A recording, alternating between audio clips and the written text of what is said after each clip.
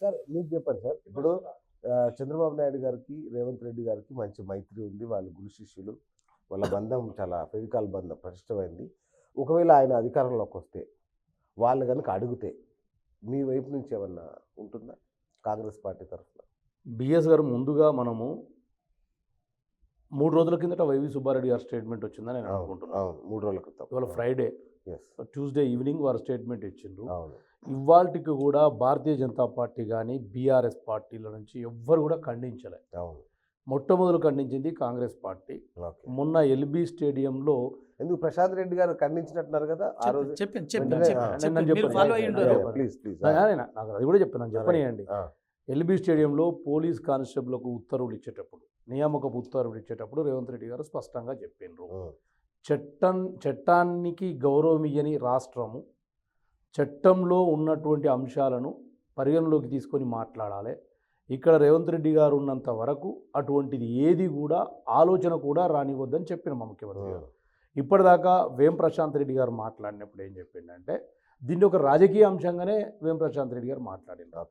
ఈరోజు కూడా ఏం చెప్తా ఉన్నానంటే ఆంధ్రప్రదేశ్ నాయకులు కానీ ఆంధ్రప్రదేశ్ ప్రజలు కానీ స్పెషల్ స్టేటస్ ఇస్తామని చెప్పినటువంటి మోడీ గారిని 10 ఏళ్ల కాలంలో నా చంద్రబాబు నాయుడు గారు అడగలేదు, నా పవన్ కళ్యాణ్ గారు అడగలేదు, నా జగన్మోహన్ రెడ్డి గారు దీక్షలు చేసిండు స్పెషల్ స్టేటస్ కోసం. ఉద్యమంలో అధికారంలోకి రాకన్నా ముందు స్పెషల్ స్టేటస్ కూడా అడగట్లేదు.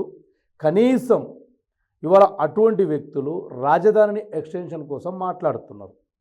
నేనేమంటున్నానంటే ఇవాళ భారతీయ జనతా పార్టీ కానీ బీఆర్ఎస్ కానీ తెలంగాణ రాష్ట్రంలో ప్రజల ఆదరణ ద్వారా ఎన్నికైనటువంటి ప్రభుత్వాన్ని కాస్త అస్థిరతపరచాలనే దురుద్దేశంతో ఈ 2 పార్టీలు ఆడుతున్నటువంటి నాటకం. పచ్చిగా చెప్తా ఉన్నా ఇద్దరు ప్రతినిధులు. నాకు అవకాశం ఇవ్వాలి, నాకు అవకాశం. నేను చెప్తా కదా, నేను చెప్తా కదా అన్న, నేను చెప్తా కదా సంబంధం చెప్తా. నేను పాపం వాళ్ళ టైం అయినాక వేరే రోజు మాట్లాడుతూ ఇన్వాల్వ్గా ఇక అన్న నేను వీళ్ళ టీఆర్ఎస్ తాడురు శ్రీనివాస్ అని ఉంటాడు, ఆయన శిష్యుని. నేను తొండి లేపడంలో చాలా ఈజీగా లేపగలుగుతా, కానీ మంచి సబ్జెక్టు పోతుంది. అందుకే సో నేను అందుకే ఏమంటున్నానంటే మోడీ గారికి మొదటి నుంచి కూడా తెలంగాణ ఏర్పాటు మీద మంచి అభిప్రాయం లేదు. ఓకే. అనేక దఫాలుగా భారత పార్లమెంటు మెట్లు మొక్కి లోపలికి వెళ్ళినటువంటి వ్యక్తి మోడీ గారు. ఈ దేశంలో ఏ ప్రధానమంత్రి కూడా మొక్కి లోపలికి పోలే. నువ్వు నెహ్రూ నుంచి తీసుకుంటే మోడీ కన్నా ముందు వరకు అంత సెంటిమెంట్ని తగిలించి లోపలికి వెళ్ళిన వ్యక్తి. అదే హౌస్లో తల్లిని చంపి బిడ్డను వేరు చేసిండ్రు. ఒక్కసారి అనలే అది.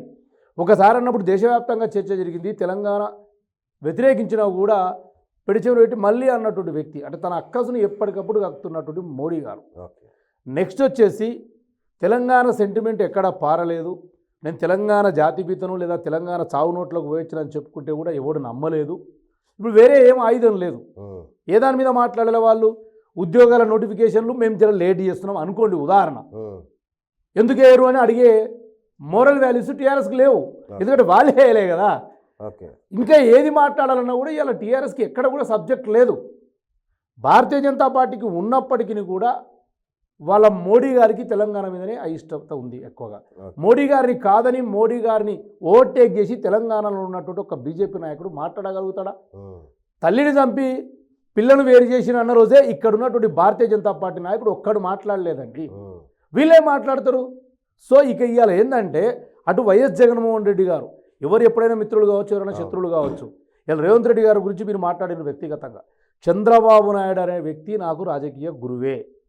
కానీ రాజకీయాల్లో ఒక్కొక్కసారి ఒకరొకరు వేరువేరు దిశల్లో ప్రయాణం చేస్తుంటారు. ప్రయాణం వేరుంటుంది, గమనం వేరుంటుంది. గమనం వేరు, గమ్యం వేరు. నా గమనం వేరు, నా గమ్యం వేరు అని రేవంత్ రెడ్డి గారు మీలాంటి సీనియర్ జర్నలిస్టులతో చిట్ చాట్లో చెప్పిండు, మీట్ ద ప్రెస్లో చెప్పిండు, వీడియోలలో చెప్పిండు. ఇవాళ ఏమవుతుంది? మోడీ ఎవరికి దగ్గరండి? చంద్రబాబు నాయుడు గారే పోతున్నారు కదా. పవన్ కళ్యాణ్ గారు కూడా మోడీ దగ్గరికే పోతున్నారు కదా. వైఎస్ జగన్మోహన్ రెడ్డి గారు కూడా మోడీ దగ్గరికే పోతున్నారు కదా. విచిత్రమైన పరిస్థితి. ఒక రాష్ట్రంలో ఉన్నటువంటి 4 పార్టీలు, వెంకరెడ్డి గారు ఆగండి, నేను మాట్లాడినాక 2 గంటలు మాట్లాడు. 4 రాజకీయ పార్టీలు అక్కడ, Bharatiya Janata party, YSRCP, Pawan Kalyan party, Chandrababu Naidu party, Congress కాకుండా 4 ఎక్కడున్నారండి? మోడీ గారు చుట్టే ప్రదక్షిణలు చేస్తున్నటువంటి పార్టీలు.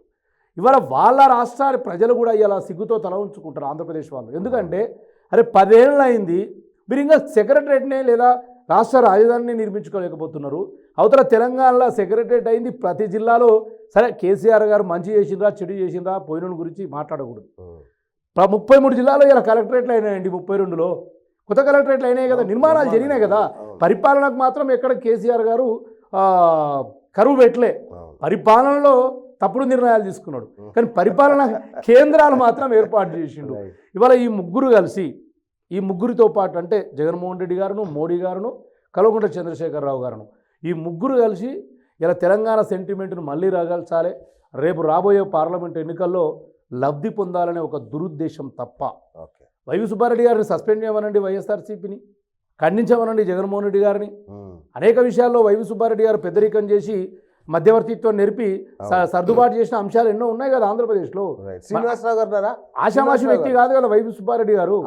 ఇప్పుడు వెంకటరెడ్డి గారు అధికార ప్రతినిధిగా మాట్లాడినా కూడా పరిగణలోకి తీసుకోవాలి, హర్షవర్ధన్ రెడ్డి మాట్లాడినా కూడా పరిగణలోకి తీసుకోవాలి, because of we are party representatives. ఒక్కసారి ఆయన మిత్రుడు చెప్పినట్టుగా ఇప్పుడు ప్రధానమంత్రి, భారతదేశానికి ప్రధానమంత్రి నరేంద్ర మోడీ గారు, ఇప్పుడు జగన్మోహన్ రెడ్డి పోయినా, లేకపోతే చంద్రబాబు నాయుడు పోయినా, లేకపోతే పవన్ కళ్యాణ్ పోయినా కూడా ఏదైనా ఒక డెవలప్మెంట్ గురించి ఆలోచిస్తారు తప్ప, రేపు మన రేవంత్ రెడ్డి గారు, బట్టి గారు కూడా పోయారు, మరి అట్లా మరి పోయారు అంటే మరి దాంట్లో పార్టీలకి ఏమన్నా దాంట్లో పొత్తులు పెట్టుకోవడానికి ఒక్క నిమిషం. అట్లా కాదు కదా. సోదరుడు వెంకటరెడ్డి గారు తెలియదేమో, అనేక రాష్ట్రాల వెంకటరెడ్డి గారు అనేక రాష్ట్రాల ముఖ్యమంత్రులు మాకు మోడీ గారు దర్శనం ఇస్తలేరని కేంద్ర మంత్రులు కూడా బయట వాళ్ళు చెప్పుకున్న సందర్భాల్లో జగన్మోహన్ రెడ్డి గారికి అగైన్ దర్శనం దొరుకుతుంది, కల్వకుంట్ల చంద్రశేఖరరావు గారు దొరుకుతుంది, రేవంత్ రెడ్డి గారికి కూడా వచ్చింది కదా. ఒక్కటినండి, బిఎస్ గారు రేవంత్ రెడ్డి గారికి ఎందుకు దొరికిందంటే ఒక రాష్ట్రానికి ముఖ్యమంత్రి అయి కొత్తగా అపాయింట్మెంట్ అడిగింది కాబట్టి ఫార్మాలిటీ ప్రకారం దొరికింది. జగన్మోహన్ రెడ్డి గారికి దొరికినట్టు, కేటీఆర్కి దొరికినట్టు, హరీష్ రావుకి దొరికినట్టు, చంద్రశేఖరరావు గారికి దొరికినట్టు మా రేవంత్ రెడ్డి గారికి కూడా దొరకనివ్వరు మోడీ. భారతీయ జనతా పార్టీ వాజ్పేయి, అద్వానీలా, మురళీమోహన్ మనోహర్ జోషిలో శకం కాదు.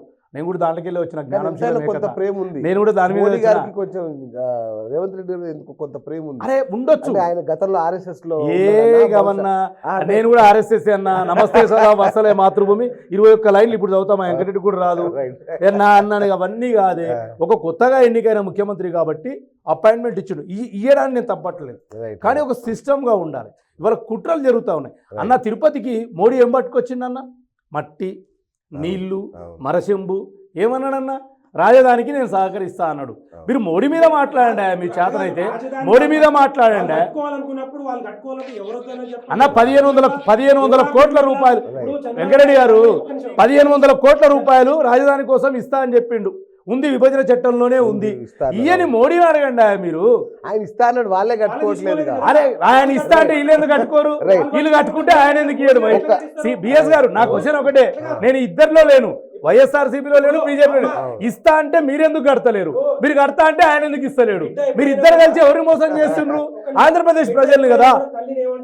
ఆకలి అవుతుంది, మా అమ్మ నాకు అన్నం పెట్టాడు, మరి పెడతానప్పుడు మరి తినకపోతే మనం ఏం చేస్తాం? అయితే తల్లి ప్రేమను వక్రీకరించకు. తల్లి బిడ్డకు ఆకలి కాకుండా ఇంకొక ముద్ద తినిబిడ్డ, ఇంకొక ముద్ద తినిబిడ్డ అంటది.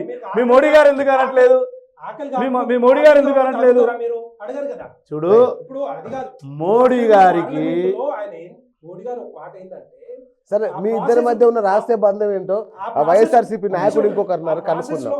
మంచి వాతావరణంలో విభజన జరగాలి, రాజీవ్ గారు విభజించాము, మంచి వాతావరణంలో జరిగింది, ఇప్పుడు జరగలేదని చెప్పి అదొక అభిప్రాయం మాత్రమే తప్ప చట్టం జరిపింది ఎవరండి? స్వర్గీయ సుష్మా స్వరాజ్ గారే కదా. జరిపింది ఎవరు? స్వర్గీయ సుష్మా స్వరాజ్ గారే కదా. భారతీయ జనతా పార్టీ 1998లో కాకినాడ తీర్మానం చేసింది కదా, అద్వానీ గారే కదా.